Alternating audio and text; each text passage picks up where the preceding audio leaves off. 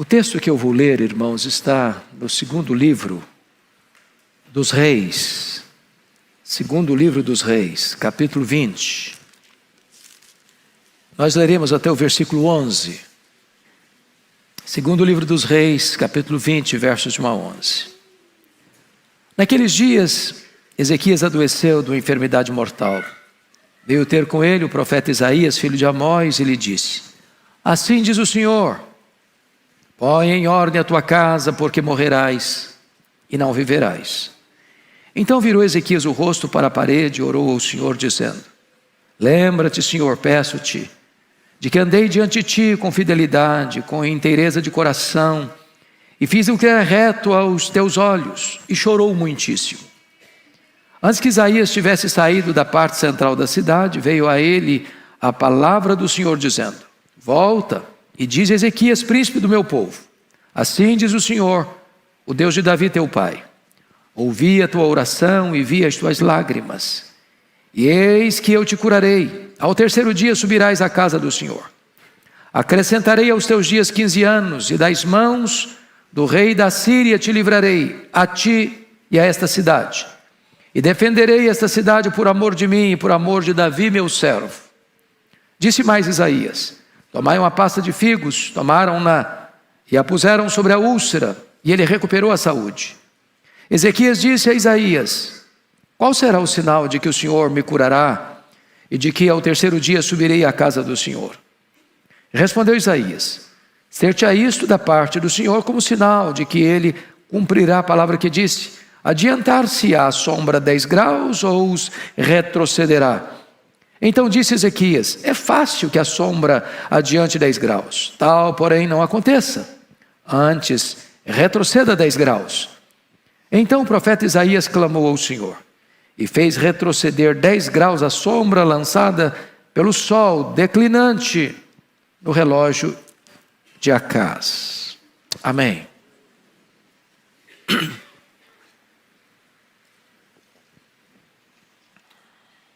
Meus irmãos, estou absolutamente convencido de que a mais nobre e a mais árdua missão que Deus dá a um homem é a missão da paternidade.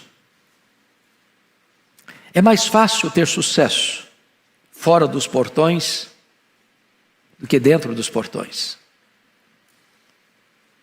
É mais fácil ser um herói nacional do que ser um pai de verdade. A história do rei Ezequias retrata esse fato, eloquente e grave. Ezequias começou a reinar em Jerusalém aos 25 anos de idade. Ele reinou 29 anos. Morre aos 54 anos.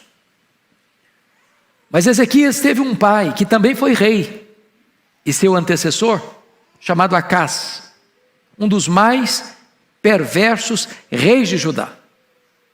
Um homem idólatra, um homem violento, um homem que profanou a casa de Deus e fechou a casa de Deus. E agora, Ezequias, seu sucessor, resolve fazer tudo diferente. Ele limpa a casa de Deus. Ele institui o culto verdadeiro. Ele promove uma grande reforma religiosa. Ele experimenta um grande avivamento espiritual. Ele está no auge do seu poder, aos 39 anos de idade. 14 anos depois que havia assumido o poder, quando este rei enfrenta 2 grandes, terríveis perigos. Foi no seu governo que as 10 tribos do norte foram tomadas pelo mais poderoso império da época, o Império Assírio. Este mesmo Império Assírio agora cerca a cidade de Jerusalém. E diz a Bíblia que Senaqueribe manda para o rei Ezequias um recado abusado, insolente: renda-se, porque nenhum Deus pode livrar você das minhas mãos. Ezequias não tinha um exército suficiente para enfrentar todo o poderio militar do Império Assírio.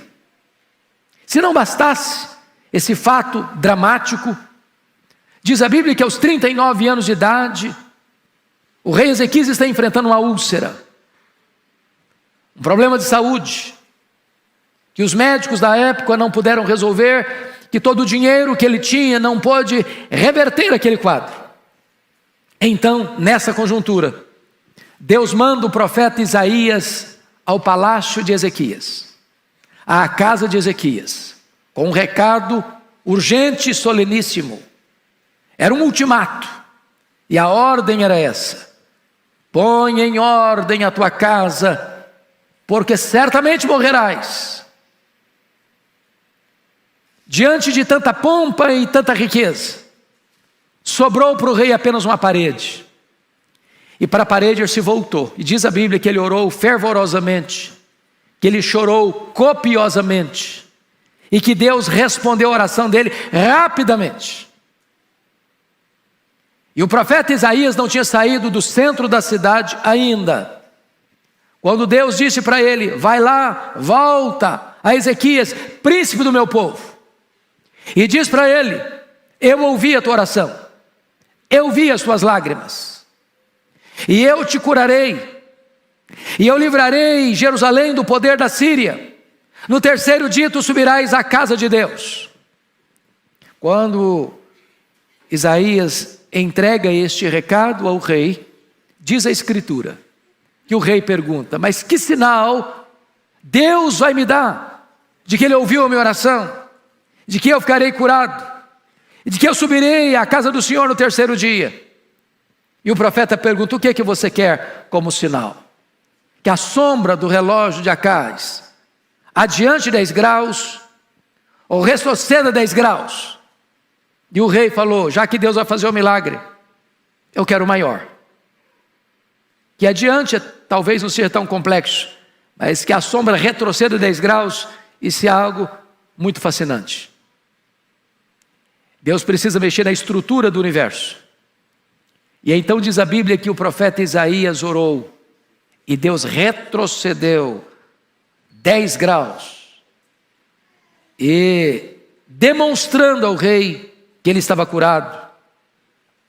Ele haveria de usar um remédio, mas a cura seria real, que o poder da Síria seria desarticulado.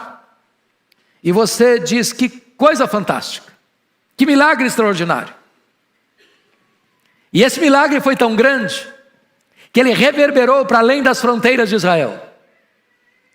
Chegou nas regiões mais longínquas do mundo.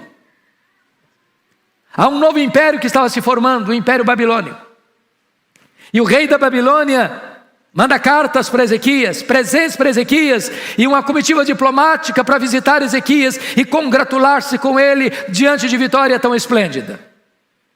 Diz a Escritura que quando essa comitiva internacional, diplomática, chega para visitar Ezequias, ele fica feliz, ele abre os seus tesouros, ele abre a sua casa, ele mostra quão grande ele era, quão rico ele era, quão poderoso ele era, quão esplendoroso era o seu reino.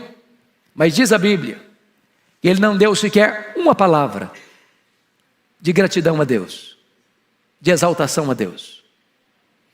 E eu quero que você confira isso comigo, por favor, num texto paralelo deste, que está lá no segundo livro das Crônicas, capítulo 32. Olha aí comigo o que está escrito. Versos 24 e 25.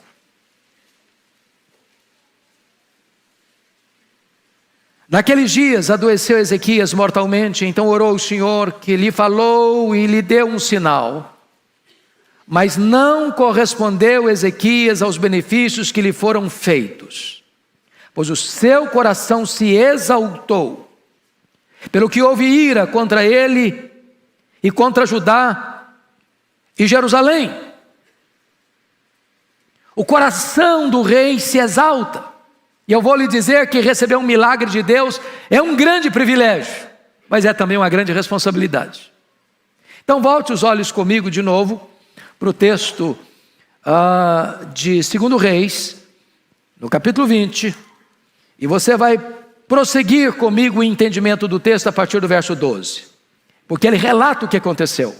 Nesse tempo, Merodach-Baladã, filho de Baladã, rei da Babilônia, enviou cartas e um presente a Ezequias, porque soube que este estivera doente.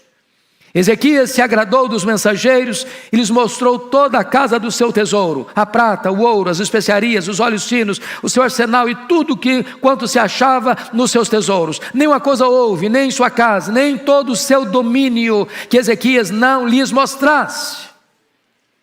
Ele mostrou a sua pompa, a sua glória, o seu poder.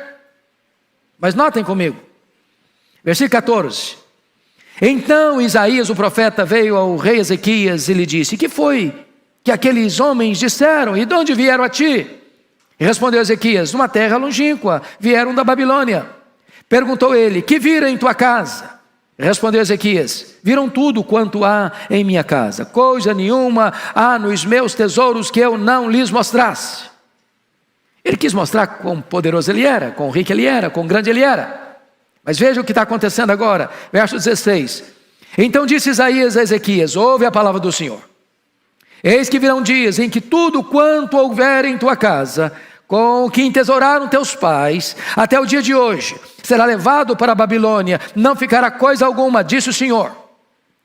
Dos teus próprios filhos que tu gerares, tomarão para que sejam eunucos no palácio do rei da Babilônia. Sabe o que Deus está dizendo para esse rei? Olha, rei, você se engrandeceu, você se exaltou, você não reconheceu o favor de Deus, você não correspondeu ao que Deus fez na sua vida, por sua vida, pela cidade de Jerusalém, pelo reino de Judá. Então entenda isso, essa Babilônia que você abriu as portas para mostrar sua riqueza, essa Babilônia um dia vai se tornar um grande império, vai suplantar o império assírio, e essa Babilônia virá. E tudo que foi juntado até então, e tudo que você é juntado daqui para frente, essa Babilônia, ao vir, vai saquear, vai espoliar, vai fazer uma rapinagem, não vai sobrar nada. E tem mais, dos filhos que tu gerares, eles serão levados cativos, escravos. E tem mais, eles serão feitos eunucos para servir nos palácios da Babilônia. Ou seja, eles vão ser castrados, e a sua descendência não vai gerar mais. Você quer uma coisa pior que essa? Você quer uma tragédia maior que essa? Mas é surpreendente a resposta do rei ao profeta. Vejam vocês o que ele vai responder para o profeta no verso 19. Então disse Ezequias ao profeta Isaías: boa é a palavra do Senhor que disseste, pois pensava, haverá paz e segurança em meus dias. É como se o profeta olhasse para ele e dissesse assim: ô rei, você não entendeu a palavra que eu lhe trouxe. Você não entendeu o que eu falei. Como você está dizendo que essa palavra é boa? Você está maluco? Você ficou doido? Você perdeu o juízo? Eu estou falando que a Babilônia virá, que a Babilônia vai saquear, que a Babilônia vai levar os filhos cativos, que a Babilônia vai castrar os filhos de vocês e vão fazer deles eunucos. E você vem me dizer que boa essa palavra? Você ficou louco? Mas o texto diz assim: boa é esta palavra do Senhor que disseste, pois pensava, ele não falou não, ele pensava, haverá paz e segurança em meus dias. Sabe o que ele está dizendo, trocando em miúdos? Quando isso acontecer, eu já terei batido as botas. Quando isso acontecer, eu não estou mais aqui para contar a história. O que me importa é que nos meus dias, nos 15 anos que Deus vai me dar, eu vou ter paz. Desculpem da expressão, que ele está dizendo o seguinte: que as futuras gerações se danem, eu não estou nem aí. Irmãos, isso é gravíssimo. É gravíssimo. Porque parece-nos que esse sentimento de Ezequias é o sentimento da nossa geração.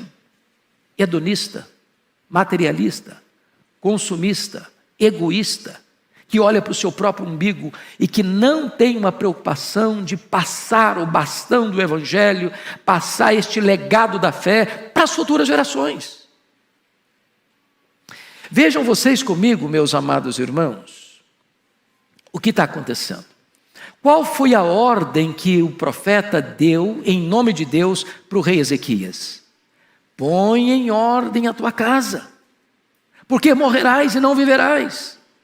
Em outras palavras, nenhum homem está preparado para morrer sem primeiro colocar sua casa em ordem. E eu não estou falando de casa, de bens materiais, de mobília da casa, do palácio. O rei Ezequias é muito rico. Ele está falando de vida, ele está falando de família, ele está falando de filhos, ele está falando das futuras gerações. E a única coisa que o rei Ezequias não levou a sério foi esta ordem de Deus: põe em ordem a tua casa. Porque você vai ver comigo aí algo extremamente solene. Olha comigo, versículo 21 do capítulo 20. Descansou Ezequias com seus pais, e Manassés, seu filho, reinou em seu lugar. Capítulo 21. Tinha Manassés 12 anos de idade quando começou a reinar, e reinou 55 anos em Jerusalém. E aqui você chega a uma conclusão: se Manassés começou a reinar com 12 anos, você chega à conclusão que Ezequias, que recebeu mais 15 anos de sobrevida, que o Manassés nasceu 3 anos depois, que tinha sido curado.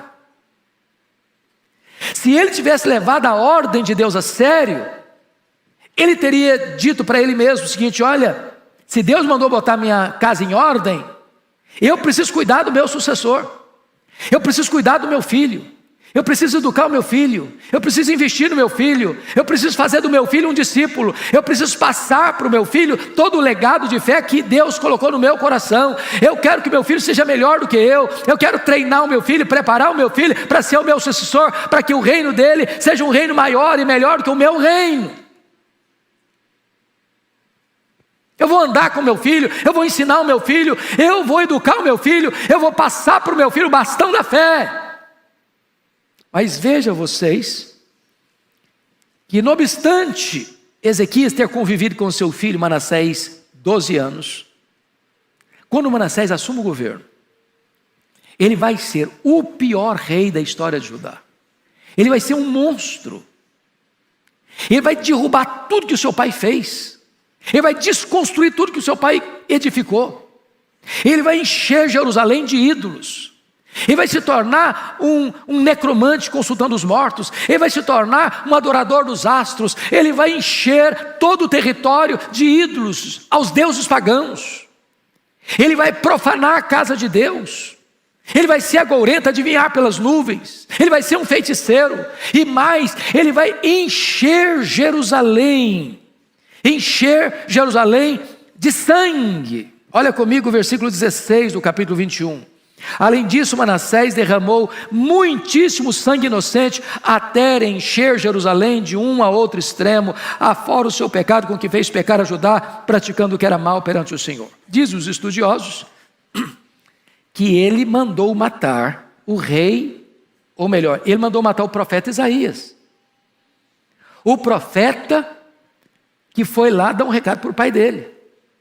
E diz a história que ele mandou serrar o profeta Isaías ao meio.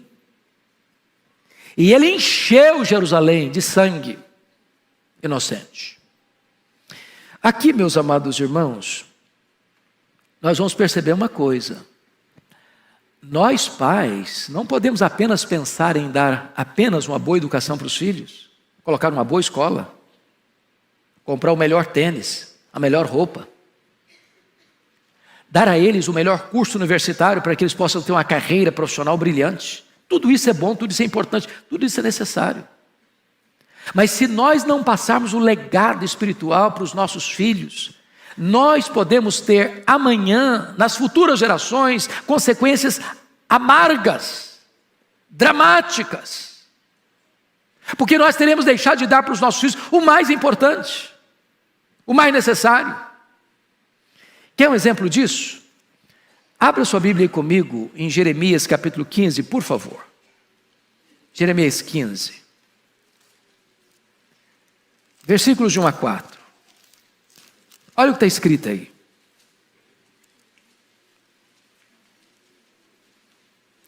Disse-me, porém, o Senhor, ainda que Moisés e Samuel se pusessem diante de mim. Moisés e Samuel são conhecidos como os 2 maiores intercessores registrados na Bíblia.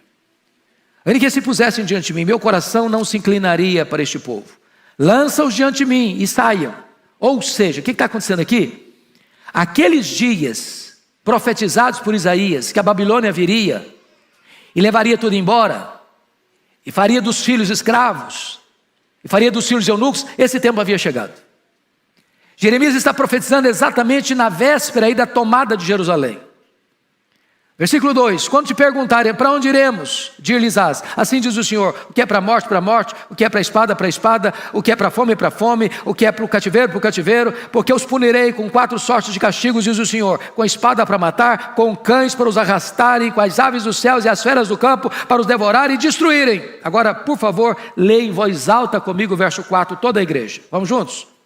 Entregá-los-ei para que sejam um espetáculo horrendo para todos os reinos da terra, por causa de Manassés, filho de Ezequias, rei de Judá, por tudo quanto fez em Jerusalém. Preste atenção nisso. Quer dizer, o Manassés já estava morto há muito tempo. Mas a tomada de Jerusalém, o banho de sangue que foi, o massacre que foi, a destruição do templo de Salomão, arrasando a cidade, pisando velhos, crianças, jovens, forçando mulheres grávidas. Isso acontece por causa de Manassés. Sabe o que está dizendo aqui? O cativeiro babilônico, com todos os seus terrores, nasceu dentro da casa do rei Ezequias.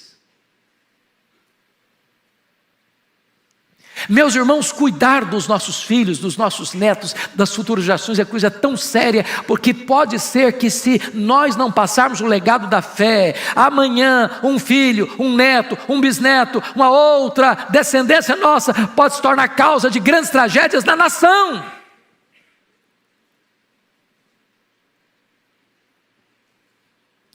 Eu fico olhando a Bíblia e vendo um homem como Davi, por exemplo. Davi conquistou o mundo, mas perdeu sua família. Eu vejo um homem como Noé, que perdeu o mundo, mas salvou sua família. Quem sabe o projeto de Deus é que Deus use a nossa família para alcançar o mundo. Esse é o projeto de Deus. Quando eu olho para a Escritura, eu vejo que Deus tem um plano, um propósito na vida de cada um de nós. Eu olho, por exemplo, e vejo o propósito de Deus na vida de Moisés. Qual o propósito de Deus na vida de Moisés? É libertar o povo da escravidão do Egito. Qual o propósito de Deus na vida de um Josué? É conduzir o povo à terra prometida. Qual o propósito da vida de Davi? Foi unificar um reino. Qual foi o propósito de Deus na vida de Salomão? Foi construir um templo para adoração a Deus. Qual foi o propósito de Neemias? Foi restaurar os muros de Jerusalém. Qual era o propósito de Pedro? Era abrir a porta do evangelho para judeus e gentios. Qual era o propósito de Deus e de Paulo? É que levasse este evangelho aos mais diversos rincões do Império Romano. Mas talvez você pergunte, pastor, e o pai da fé? E Abraão, o pai dos crentes? Qual foi o propósito da vida dele? A Bíblia responde essa pergunta. Abra aí comigo, por favor, Gênesis 18. Abra aí comigo em Gênesis 18.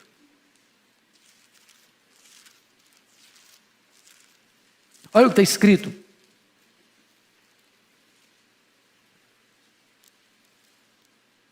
Versículo 18.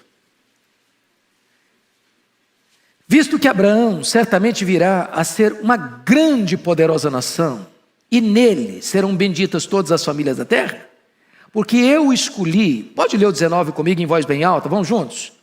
Porque eu o escolhi para que ordene a seus filhos e a sua casa depois dele, a fim de que guardem o caminho do Senhor e pratiquem a justiça e o juízo, para que o Senhor faça vir sobre Abraão o que tem falado a seu respeito.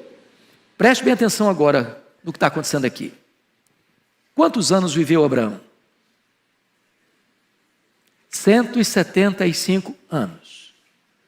Que idade Abraão tinha quando o seu filho da promessa Isaque nasceu? Que idade? 100 anos. Com que idade Isaque casou? Com 40 anos. Então quantos anos tem Abraão quando Isaque casou? 140 anos. A mulher do Isaque, a Rebeca, era estéril. Ele orou por ela quantos anos? 20 anos. Então, quando nasceram os filhos gêmeos, Esaú e Jacó, quantos anos tinha Isaque? 60 anos. Quantos anos tinha Abraão? 160 anos. Quantos anos Abraão teve o privilégio de conviver com seus netos? Apenas 15 anos. 15 anos. Os meninos eram adolescentes, diríamos hoje. Agora, notem que o texto diz que Deus o escolheu para que ordene a seus filhos e a sua casa depois dele, a fim de que guarde o caminho do Senhor e pratique a justiça e o juízo, para que o Senhor faça vir sobre Abraão o que tem falado a seu respeito. Então, sabe para que Deus chamou você e a mim, pai? Não é só para ensinar os nossos filhos que foram gerados de nós, mas gerar, ensinar e educar e instruir aqueles que vierem dos nossos filhos, dos nossos netos, dos nossos bisnetos, das futuras gerações. Nós temos que deixar um legado. Um legado. Para que quando os seus filhos, quando os seus netos, quando os seus bisnetos, quando os seus tetranetos ouvirem falar do seu nome, eles vão pensar o seguinte: ah lá, o meu bisavô, o meu tetravô foi um homem de Deus, ele andou com Deus, ele conheceu a Deus e ele passou o legado da fé para o meu pai, para o meu avô, para o meu bisavô, e é nessa caminhada que eu quero prosseguir até o dia final.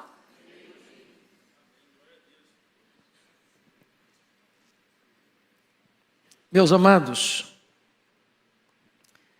me permita dar um outro exemplo desta importância de passar o legado. Disse para vocês, na introdução dessa mensagem, que a missão mais difícil que Deus dá a um homem não é ser um herói fora de casa, mas um pai de verdade dentro de casa. Então abra sua Bíblia comigo aí, num outro exemplo bíblico, que para mim é um dos mais eloquentes. Primeiro livro de Samuel. Por favor, abra aí comigo. Primeiro livro de Samuel.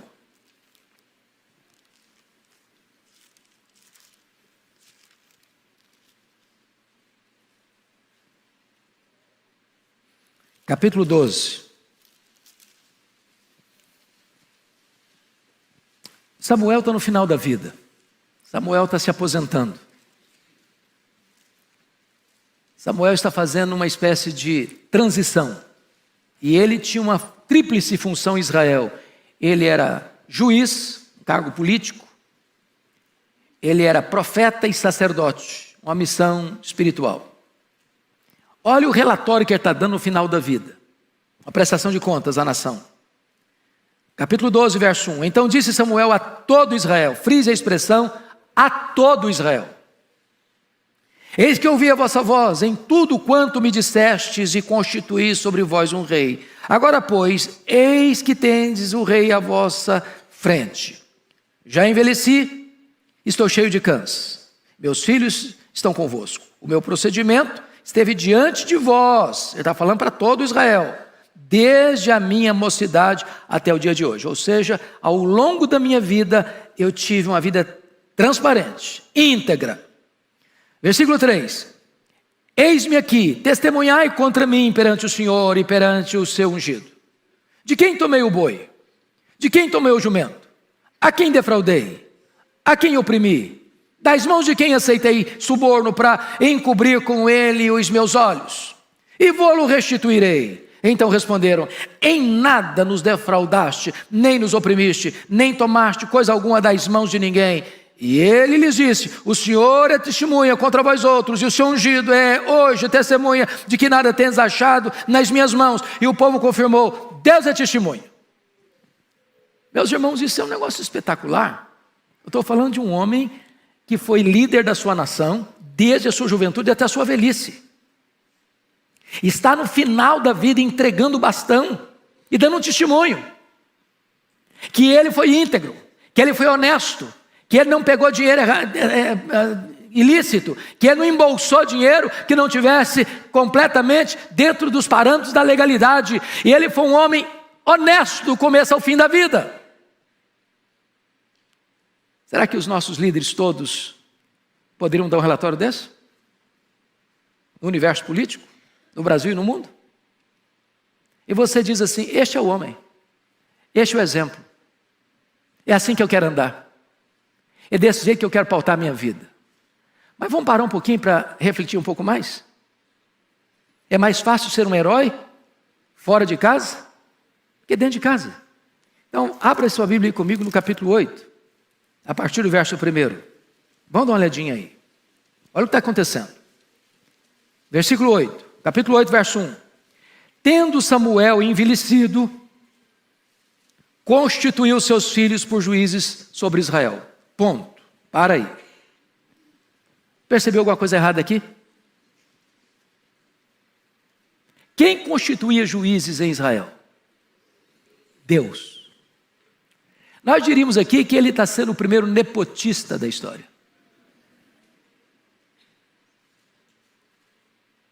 Tem pessoas que assumem uma posição de governo para encaixar a família, favorecer a família. E ele, na contramão de princípios espirituais, constitui seus filhos, juízes. Não era sua competência isso. Mas tem mais. Olha o versículo 3.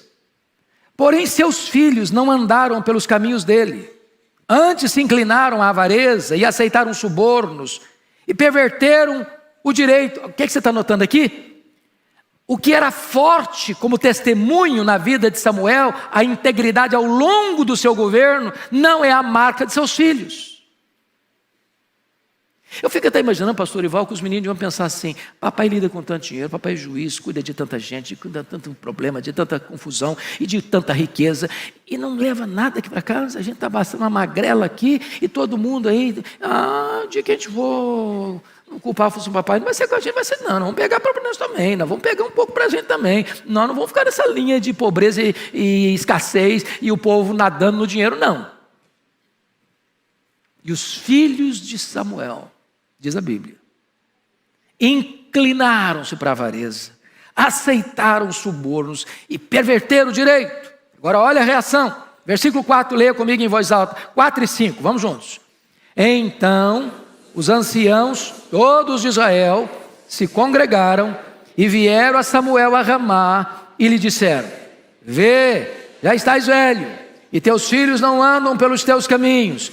Constitui-nos, pois, agora um rei sobre nós, para que nos governe, como tem todas as nações.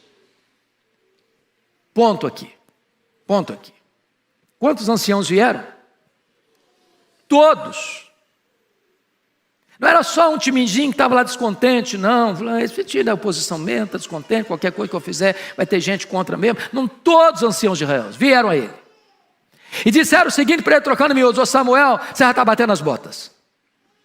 Se você tivesse mais 50 anos de vida, tivesse tanto tempo mais de governo, com você nós estávamos fechados. Com seus filhos a gente não fecha não. Seus filhos não têm o mesmo estofo moral que você. Então faça-nos um favor, antes de você morrer, constitua-nos um rei, porque sob a liderança dos seus filhos nós não queremos ficar. Então vamos à conclusão. Assim como o cativeiro da Babilônia nasceu dentro da casa do rei Ezequias, o sistema de monarquia em Israel, rejeitando o governo teocrático de Deus, nasceu dentro da casa de Samuel. Sabem por quê? Ele foi um grande herói fora dos portões, mas ele fracassou dentro dos muros como pai. Irmãos, aqui a nossa missão não é jogar pedra em Samuel. A minha posição hoje é essa: se um homem como Samuel falhou na missão da paternidade, Deus tenha misericórdia de mim. Eu tenho que botar a cara no chão e a boca no pó.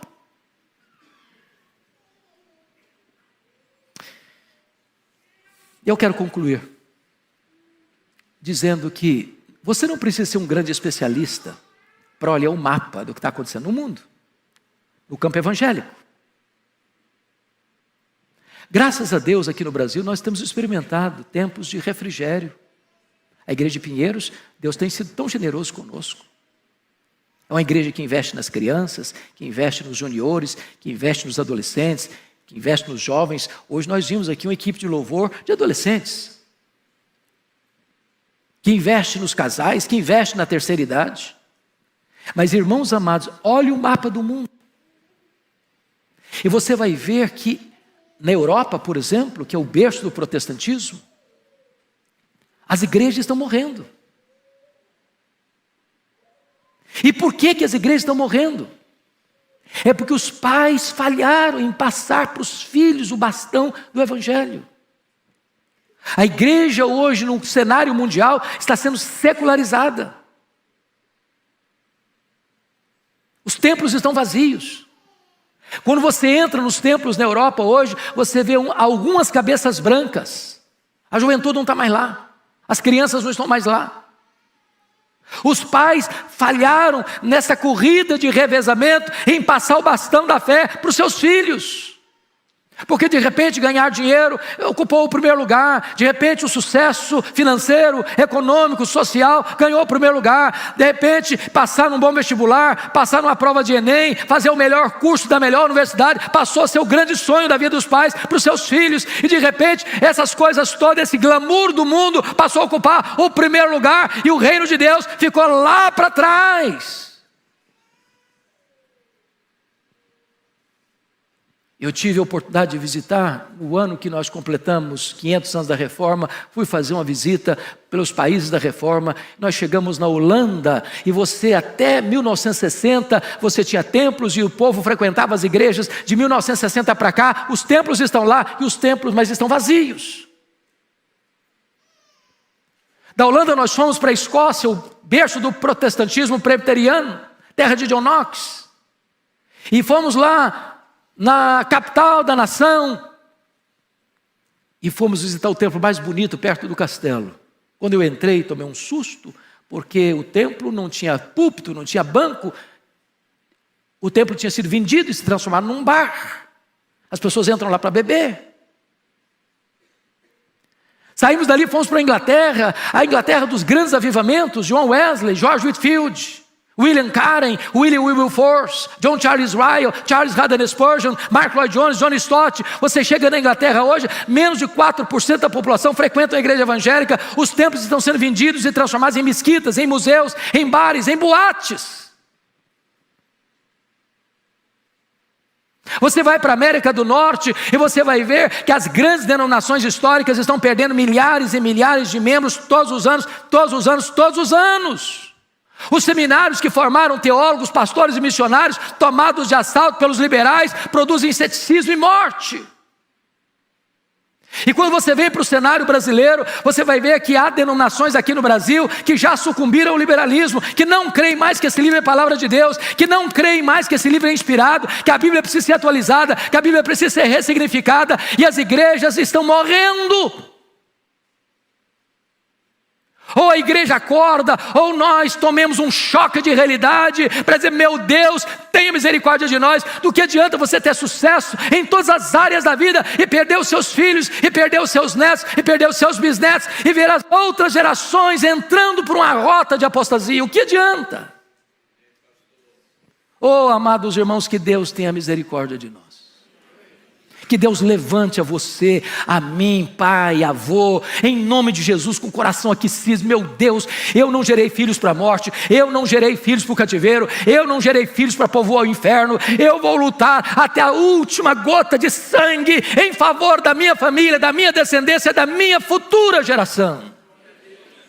Se você quer isso, irmão, e se você quer lutar por isso, eu quero conclamar você hoje a nós orarmos ao Senhor. Eu sei que nós nem espaço temos, eu vou pedir permissão ao pastor Ival. Se você, pai, quer dizer: meu Deus, eu quero que a minha família seja cheia do Espírito Santo, eu quero que a nossa igreja seja amanhã melhor do que hoje. Você, pai, você, avô, você, mãe, se levante e venha aqui à frente, nós vamos orar juntos.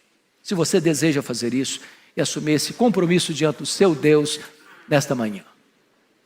E o nosso pastor vai orar por nós. Pode vir em nome de Jesus.